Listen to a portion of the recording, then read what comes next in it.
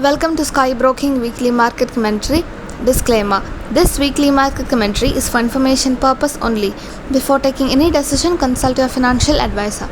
Major data of this week has economic related data and the major events like OPEC and JMMC meeting on Tuesday and the US Fed Chairman Mr. Powell's speech on Friday. Next Monday, the US market will be a holiday due to Memorial Day, and also the crude oil inventory will be postponed on Thursday at 8:30 p.m. Now let's see the precious metals outlook. Gold and silver has news like gold fundamentals are still improving as central bank buying continues to improve, unprecedented monetary and fiscal stimulus efforts are still elevated as the traders lose confidence with cryptocurrencies.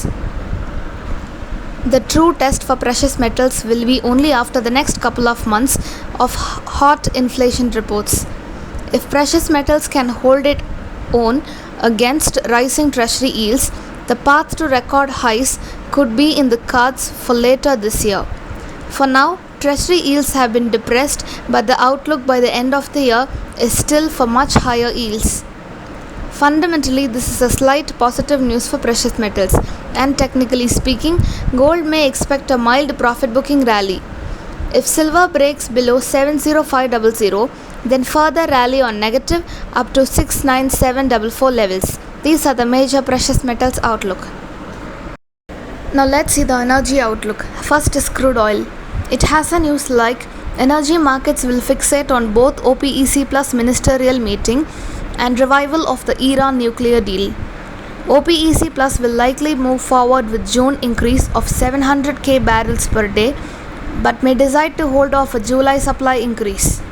Fundamentally, this is a mixed news for crude oil, and technically speaking, crude oil may expect a high volatility movement and also profit booking on higher levels. Next is natural gas. It has a news like EIA reports a weekly climb of 115 billion cubic feet in the US natural gas supplies. Fundamentally, this is a slight negative news for natural gas. And technically speaking, last week we mentioned natural gas buy at 208.3 and it made a high of 213, almost rupees 5,875 profit has been generated. This week, natural gas is expected to have a volatility week. These are the major energy outlook. Now let's see the base metals outlook. First is copper. It has a news like an indefinite strike has started at BHP's Santiago copper mining operations. This is fundamentally a positive news for copper, and technically speaking, copper may expect a range-bound trade in between 751 to 782 levels. Next is aluminum. It has a news like Rio Tinto in GV to develop aluminum alloys for EV, 5G and NE. This is fundamentally a positive news for aluminum, and technically speaking, aluminum may expect a positive rally. Next is lead. It has a news like open interest adding 113 lots to 57,827 lots.